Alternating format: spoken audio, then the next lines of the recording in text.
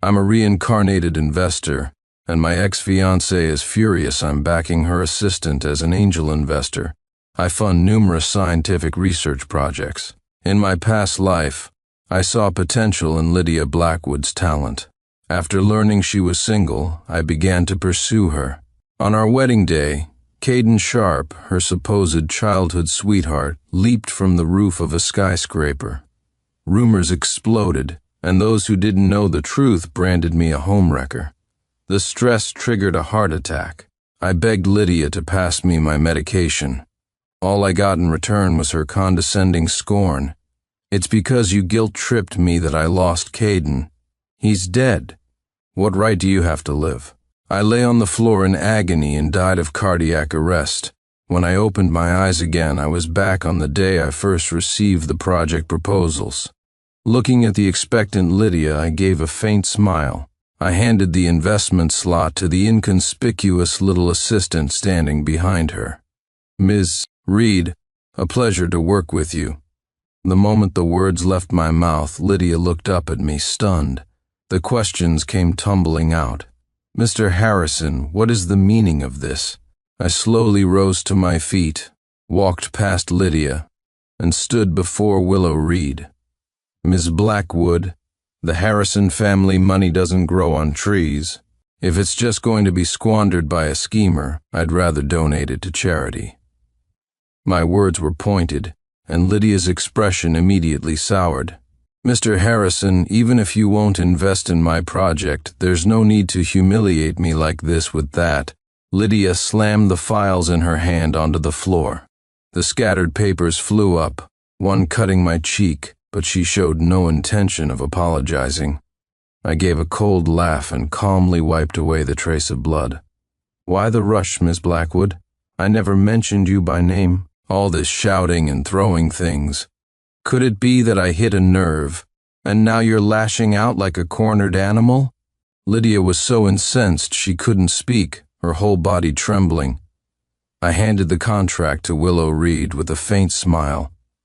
"Ms. Reed, here's to a successful partnership." Lydia's gaze fell upon the contract, changing hands between us. Her expression twisted with rage. She shot us a venomous glare, grabbed her bag, and stormed out. I watched her retreating back, my teeth clenched in hatred. After my death in my previous life, my soul lingered. Only then did I learn that Caden Sharp hadn't killed himself for love at all. His wife had discovered his affair with Lydia. During their argument, he had accidentally fallen from the building to his death. It had nothing to do with me, and yet I was slandered as the other man. Carrying that false accusation to my grave, thinking of this, I exhaled and closed my eyes. This time, I would not get entangled in their toxic love affair no matter what. Looking at Willow in front of me, I reached out and patted her shoulder. "Go for it. Money is not an issue." Lydia, who had just turned to leave, happened to overhear what I said to Willow. She stopped, pointed a finger at my nose, and began to rage. "Sincere Harrison, let me tell you, the Thorne family just agreed to invest in my project. Don't think you're so great just because you have a little money. You'll lose every last penny investing in a fool like Willow Reed." After insulting me, Lydia turned and slapped a termination letter onto Willow's face. "And you, pack your things and get out now. Our research group has no place for a backstabbing traitor like you." Having delivered her tirade, Lydia left. Willow stood there, completely at a loss. Seeing her dazed and helpless look, I shook my head in resignation. She was a classic bookworm, which explained how Lydia managed to dupe her in our past life. The investment was for $5 million, but by the time it reached Willow, it had shrunk to $500,000. She never suspected a thing, just led her team through a shoestring research process, even paying for things out of her own pocket. Shaking my head at the memory, I said, "You lost your job because of me. In that case, you should go independent. You have the talent for it, and I will support you financially. However, I need to know where every single cent is spent. Even though I've been reborn and have given the investment to Willow, the lessons from my past life have taught me to be cautious. I wouldn't be foolish enough to hand over money with no knowledge of the expenses again. Willow immediately promised, of course. I'll document every expense clearly. I will never misuse a penny, I nodded, satisfied. Half a month later, at the project's summary meeting, since Lydia and Willow's research areas were broadly similar, they were scheduled to present their project progress reports in the same time slot. I took my seat led by a bodyguard, invitation in hand. When Willow saw me, her face lit up with a smile. "Mr. Harrison, it's all thanks to your funding. The project wouldn't be progressing so smoothly otherwise with that." She took a file from her briefcase and handed it to me. "Here are the financial statements for your review." I took the file, but before I could speak, I saw Lydia approaching, leaning on Caden Sharp's arm. Well, I wondered who was bowing and scraping over here. Turns out it's the treacherous little snake, and her sucker of a benefactor, Caden, was even more arrogant. After all, not everyone has real talent like you, Lydia. Some people will do anything for money. After their remarks, they both burst into loud laughter. Willow wanted to explain, but I simply nudged her toward the stage. "It's your turn to present." I thought that would be the end of it. But as Willow was introducing the core part of her project, Lydia suddenly shot up from her seat.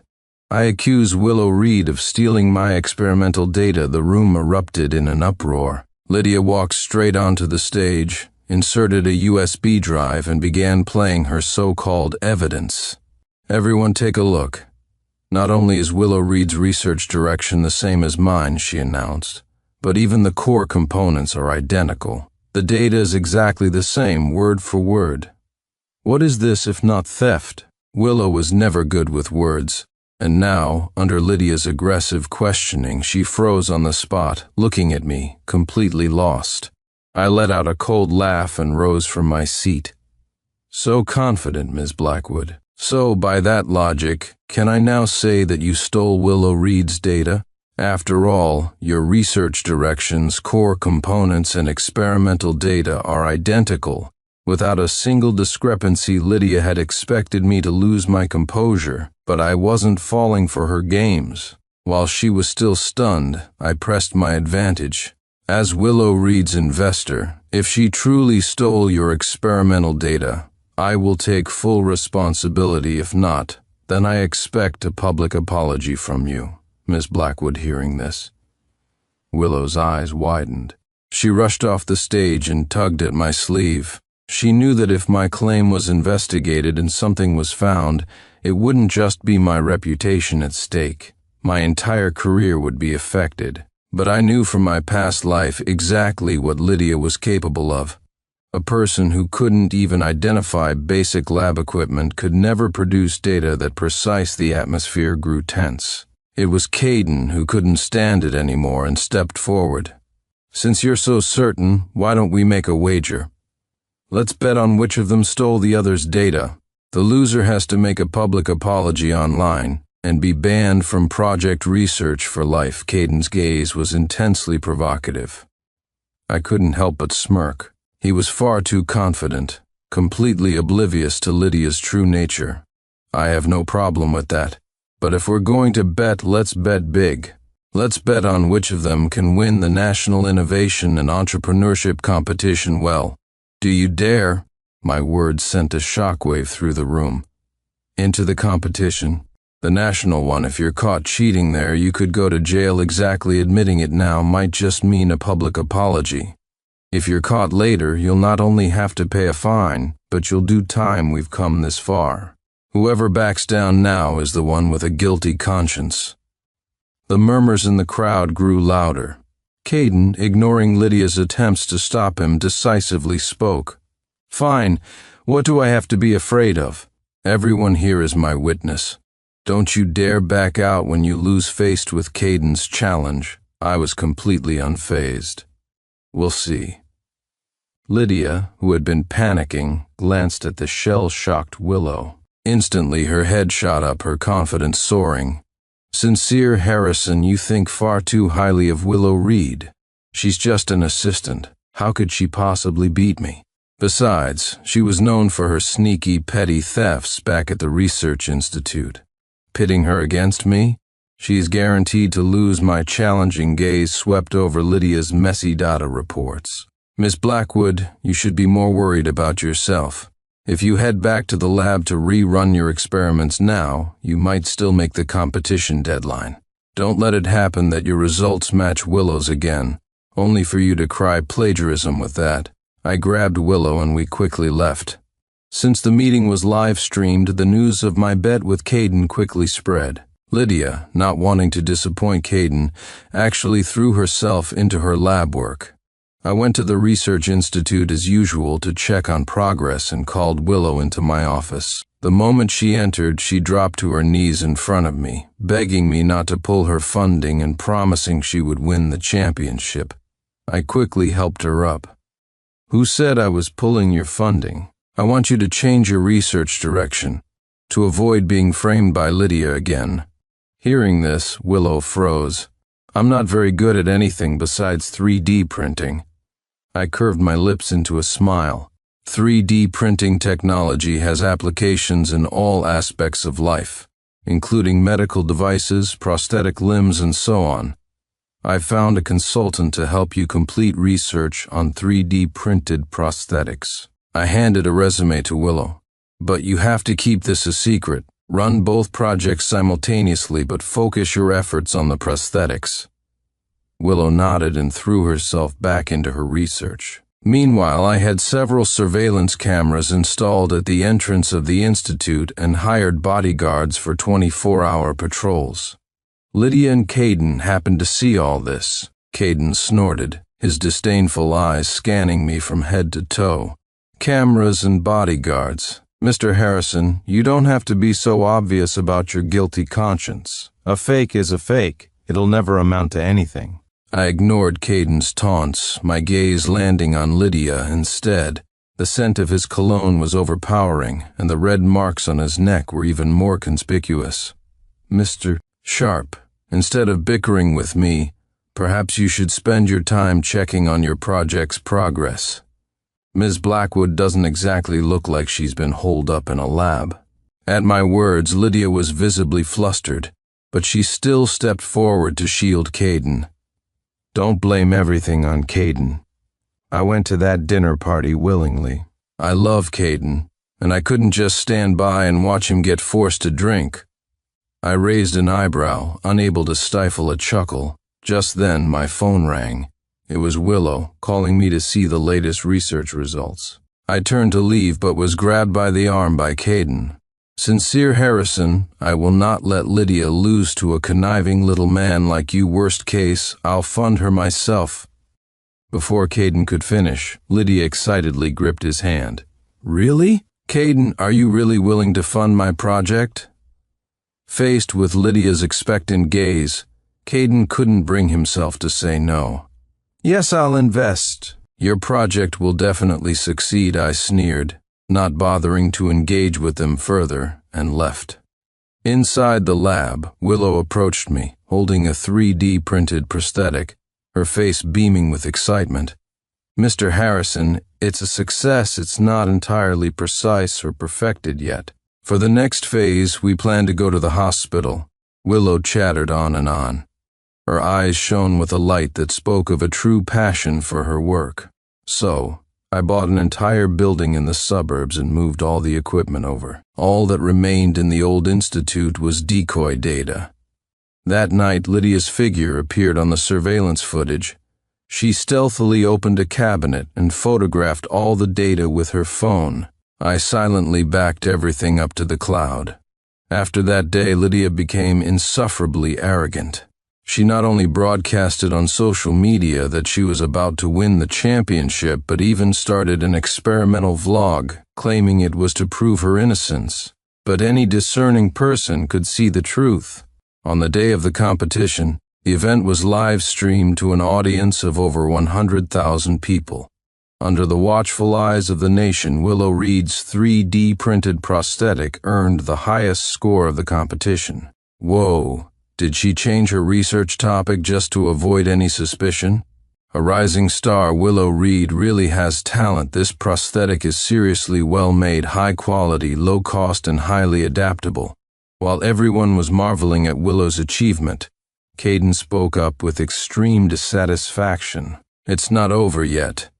It's still not certain who will win or lose. As he spoke, Lydia's score appeared on the electronic screen. Everyone was stunned, and for one reason only. Their scores were identical, a tie for first place. Huh? A tie for first? They both won? So who loses the bet now? Their research topics are different. Caden looked at me with smug triumph. Sincere Harrison, if you get on your knees and kowtow to me in apology right now, he sneered, I can let the matter of Willow stealing data slide.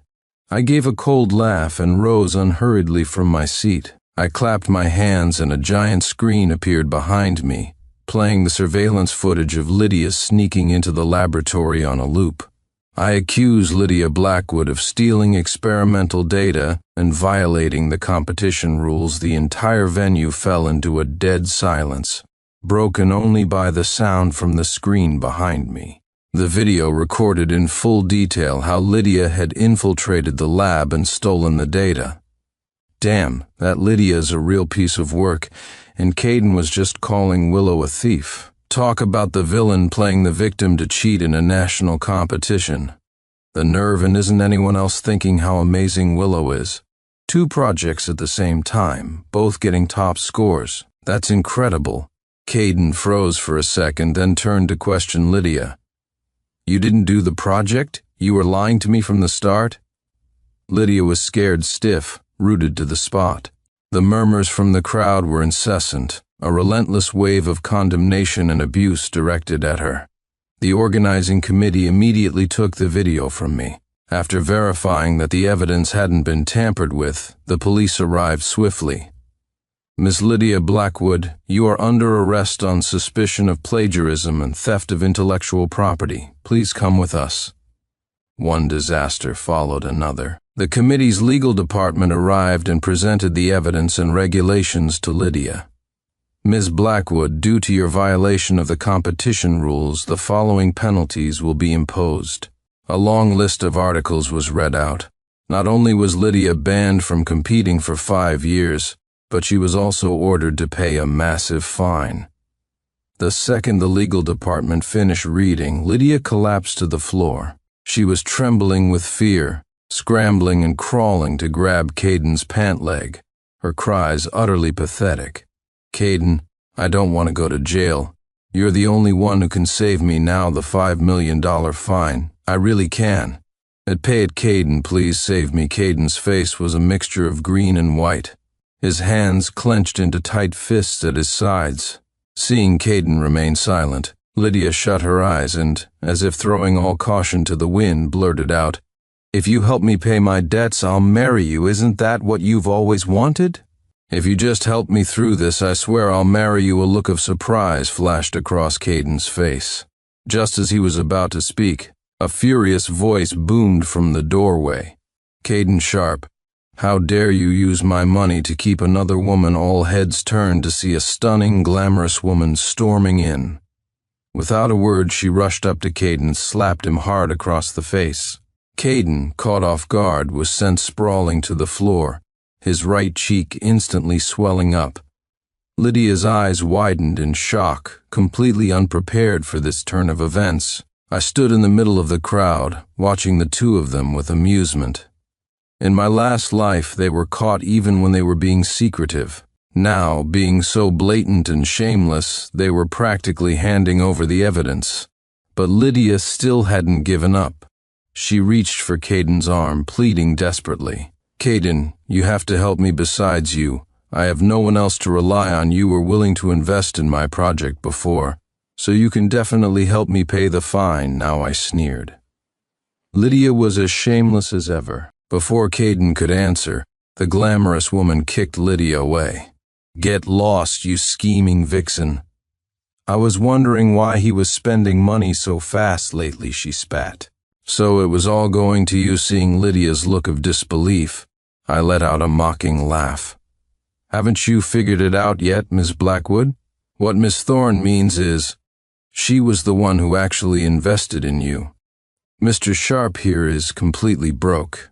Lydia was quickly taken away by the police for questioning. Caden was dragged home and put under house arrest by Isabel Thorne. I heard that as soon as their child was weaned, she planned to file for divorce. Of course, Caden couldn't bear that. He had signed a prenuptial agreement with the Thorne family. If the divorce was due to his infidelity, he would not only leave with nothing, but would also have to pay the Thorne family $30 million in emotional distress damages. Such a massive loss meant Caden would not only have to repay all the money he had leached over the years, but would also lose the lavish lifestyle he had grown accustomed to. As much as he liked Lydia, he loved money more. At the victory celebration, Willow handed me the trophy. "Mr. Harrison, we've won the championship. What do you see as the next step?" I smiled faintly. "Mass production, of course. And you should research new fields, like those related to heart disease. You can get involved in any of them." The shadow of my cardiac arrest in my past life still lingered in my mind. Now that the matter with Lydia was settled, I naturally had to plan for my own future. Willow thought for a moment. "All right, I'll work hard. I won't disappoint you, Mr. Harrison."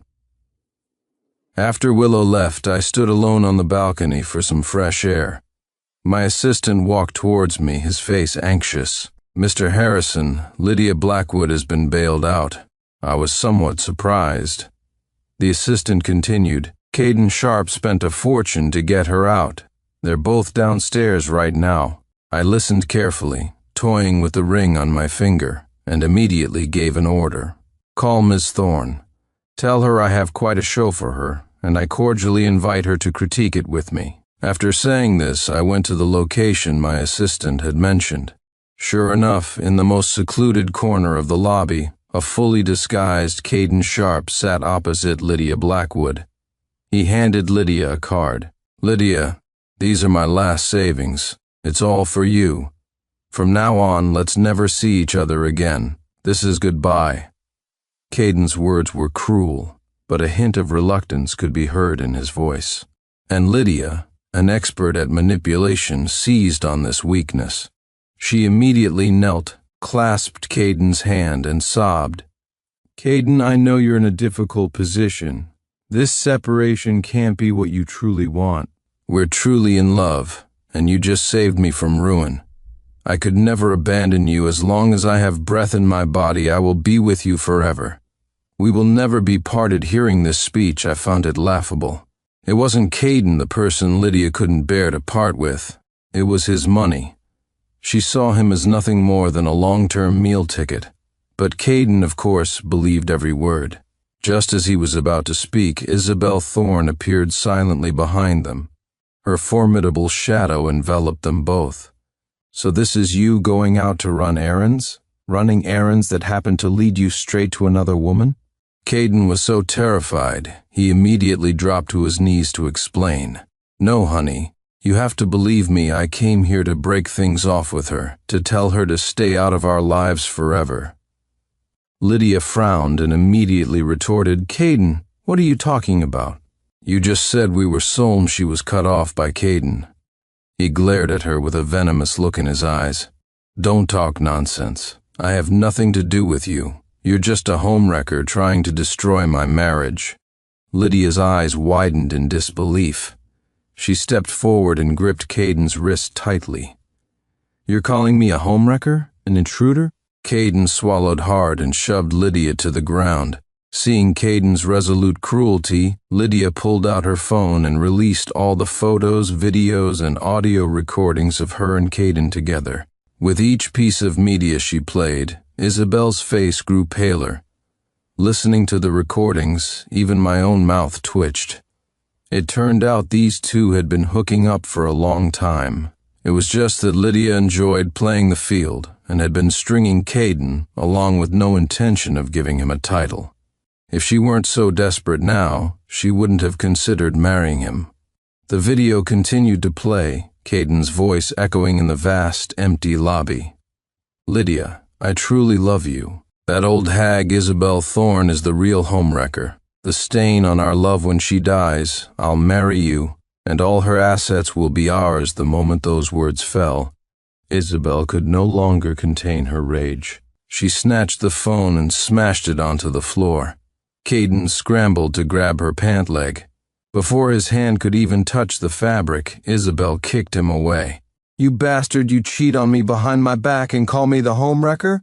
And you plan to give my fortune to your boy toy?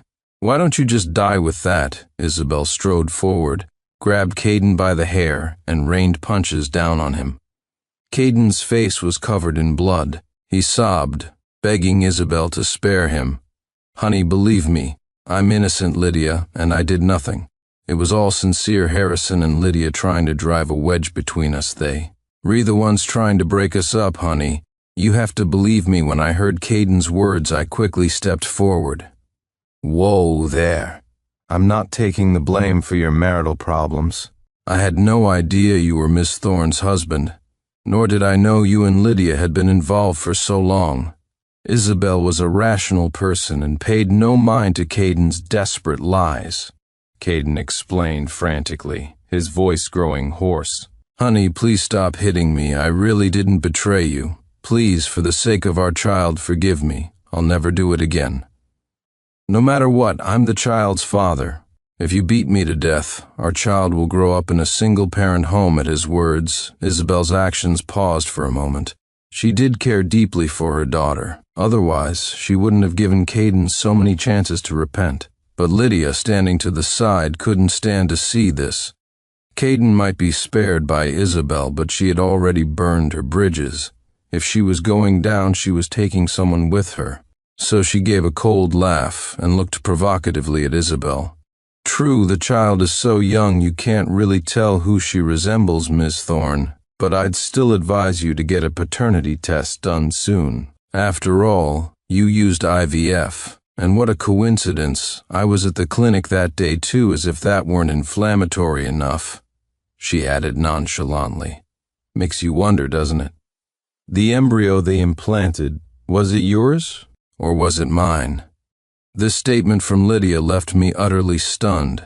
I knew she was dumb as a post, but I never imagined she was this brainless. Just when the focus was shifting away from her, she had to go and heap more trouble on her own head. It was an act of supreme stupidity. Sure enough, the moment she finished speaking, Isabel flung Caden to the ground and strode towards her. But the fool Lydia still didn't understand what was happening. Before she could utter another word, Isabel's fist slammed into her face. "You think you're so clever with that mouth of yours, don't you? I'm going to beat you to death. You're a scheming vixen, living off my husband's money. How dare you act superior in front of me, and you dare to use my child against me? With all this time on your hands, why don't you go find out who he sold your eggs to?" as Isabel yelled. Her fists rained down on Lydia. Soon Lydia was covered in bruises, spitting up blood, and on the verge of passing out. Seeing that the situation was about to spiral out of control, I quickly had my bodyguard step in to stop it. I didn't want my hotel's business to be affected. "Miss Thorne, let it go. It's not worth going to jail for a piece of trash like Lydia." My words made Isabel stop her assault, but she only paused for a second before making a phone call. A moment later, Lydia's phone rang. She answered, and a tirade of profanity-laced abuse poured from the receiver. I was baffled, and after she hung up, all I could remember was the line, "Lydia, if you don't fucking pay me back, I'll kill both your parents." The moment that call ended, another one came in. Lydia didn't even dare to answer. She glared at Isabel, her teeth clenched. "You think you're so great with your dirty money? Using such despicable tactics, what kind of mogul are you?" But Isabel had already regained her composure. Faced with Lydia's provocation, she now found it amusing. She could even counter effortlessly. "Instead of wasting your breath bickering with me, you'd be better off scraping together the money to pay your debts. After all, every cent Caden spent on you is marital property, which I have every right to reclaim at this." Lydia immediately shut her mouth, not daring to utter another peep. She cast a pleading look at Caden, but he completely ignored her. Isabel simply stood between them, blocking her path. Seeing this method had failed, Lydia threw herself on the floor and began to wail and flail like a common thug. At this sight, I quickly stepped forward.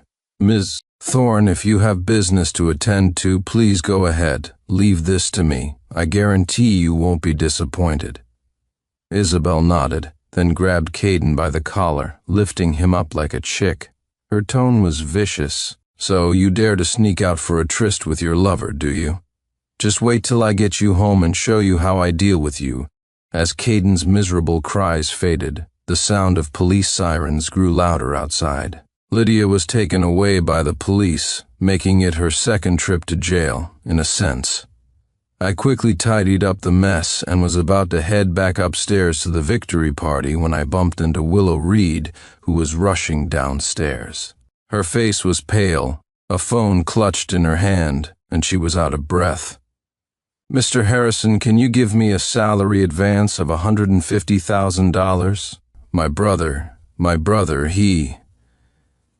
Seeing Willow's frantic state, I became anxious as well. I rushed forward and helped her catch her breath.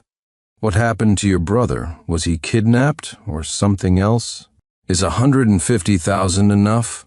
What if the kidnappers suddenly demand more ransom?" Willow just kept panting, unable to speak. I grew even more frantic, my mind racing. "Was it that idiot Lydia who kidnapped your brother? Damn it. I knew she was up to no good. We humiliated her, and now she's definitely trying to get revenge." After saying this, I was about to turn around and head to the police station to confront Lydia. But Willow grabbed my hand. At this point, she had finally calmed down. Her hands stopped shaking and her speech was no longer stuttered. She looked at me and said with perfect seriousness, "My brother, they found a kidney donor for his transplant surgery." The air went still for a few seconds. I felt the heavy weight on my heart finally lift. Then, I let out a breath and clapped Willow on the back, my voice filled with post-crisis joy. "Seriously, can't you finish a sentence, young lady? You scared the life out of me. I've transferred $500,000 to you. Make sure your brother gets the best care. You don't have to pay back the rest. Consider it a project bonus." Willow's face flushed with excitement. She grabbed my hand, her eyes filled with gratitude. "Mr. Harrison, thank you. You're a true blessing to my brother and me. On his behalf, I want to express our most sincere gratitude." She kept bowing and almost kowtowing, which made me feel awkward, but seeing her so happy made me happy too. This was wonderful. In my past life, after Lydia absconded with the funds, Willow's brother died in his hospital room because he couldn't afford the medical bills. This time, not only had Lydia received her just punishment, but Willow had also showcased her talent and gained public recognition. Everything was moving in a positive direction. I genuinely felt the world had become a brighter place. "Come on, I'll drive you to the hospital." With that, I grabbed my car keys and headed for the underground garage. Willow was clearly in a great mood. The number of words she spoke that night could probably match the total from the past few months. On the way to the hospital, Willow chatted with me about many things, all of them revolving around her brother. Whenever she mentioned him, the smile on her face was impossible to suppress. I saw her radiant expression in the rearview mirror and found myself grinning foolishly along with her. "Your brother must feel so lucky to have a sister like you." I expected her to proudly puff out her chest. Instead, she refuted it almost instantly. "No, I'm the lucky one to have him as my brother." The surgery was a complete success. Because Willow's brother, Leo, was young and received timely treatment, he recovered quickly. After only half a month in the hospital, he moved into the new villa Willow had bought on the day of his discharge. Willow and I went to pick him up. The moment Leo saw me, he sat up in bed.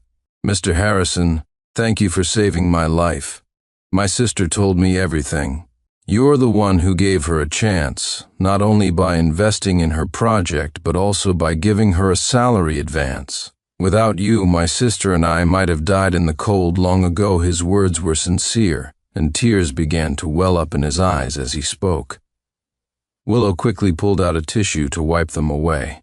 In the end, it turned into me driving the two of them home. Just as the three of us were deep in conversation, a car suddenly swerved from the side and slammed right into us. Although I yanked the steering wheel hard at the last second, we were still sideswiped. "Are you two all right? Are you hurt?" Willow held her brother tightly. "We're fine, Mr. Harrison. What about you? Are you injured?" I pointed to the airbag in front of me. "Don't worry, I'm safer than you are." After calling the police, I got out to inspect the damage. The car that hit me was long gone. Just as I was thinking the hit and run would be a hassle to deal with, a loud boom echoed from a short distance away. The traffic police arrived at that moment. I hurried over to ask, "Officer, what on earth is happening up ahead?" The officer explained patiently. There was a car accident up ahead, a two-car rear-end collision. A gasoline car exploded on impact. It's a very grim scene. Hearing this, I couldn't help but let out a sigh of relief, secretly thankful that I drove an electric car, which was less likely to catch fire and explode. After signing the report, Willow and I squatted by the side of the road, waiting for my assistant to pick us up. Before the car arrived, we saw two figures, one after the other, running frantically down the highway. Willow squinted and pointed at them, shouting to me, "Mr. Harrison, look, isn't that Lydia Blackwood?" I finally looked up. It was indeed Lydia, and the person chasing her from behind was none other than Caden Sharp. Caden was holding a sharp knife, his head and body covered in blood. Lydia was in no better shape. Not only was her face severely burned, but she was also limping badly. She didn't get far before Caden caught her. The white blade plunged in and out of Lydia's body, accompanied by Caden's curses. "This is all your fault if you hadn't cheated. My wife would never have found out about my affair, and I wouldn't have lost everything you ruined me if... My life is miserable. You don't get to have a good one either. Die, you scum, die." The police quickly subdued Caden, but Lydia was already taking her last breaths. She was pronounced dead at the scene before the ambulance arrived. Caden was sentenced to death for murder. It seemed as though everything had finally settled into a peaceful calm, with no more storms to stir the waters. After her brother's affairs were settled, Willow threw herself back into her research. Driven by the desire to provide a better life for her brother and to repay my kindness, Willow developed a functional artificial heart in just 6 months. That same month, I became one of the first patients to receive the heart transplant. The surgery was a success. I could feel the new heart beating strongly and powerfully in my chest. In the years that followed, I not only invested in more medical research projects, but also expanded my business empire. My company grew larger and larger, and the money poured in. It wasn't long before I became the undisputed richest man in the nation. Another year, another national innovation and entrepreneurship competition. I sat on the judges' panel, watching the vibrant and talented young people on stage. A genuine happiness filled my heart. It was good to see everyone striving for a better future. The end.